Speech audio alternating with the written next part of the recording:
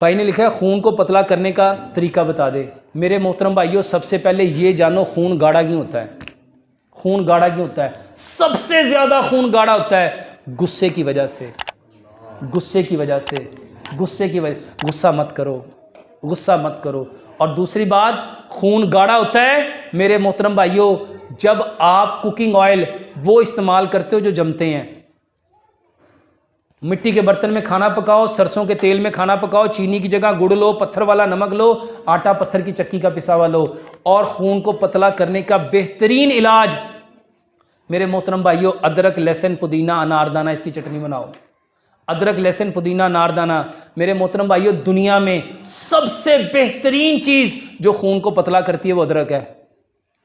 اور جتنی لوگ آج بلڈ پریشر کی دوائی کھاتے ہیں نا، خون کو پتلا کرنے کے لیے لو پرین کھاتے ہیں، میرے محترم بھائیوں یہ لہسن سے بنتی ہیں، یہ لہسن سے بنتی ہیں۔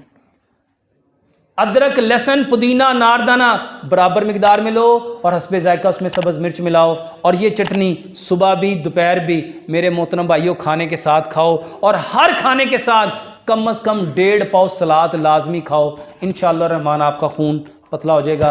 اللہ سے دعا کرتے ہیں اللہ سبحانہ وتعالیٰ ہمیں 100% قرآن اور حدیث کے مطابق اپنی زندگی کو گزارنے کی توفیق عطا فرمائے۔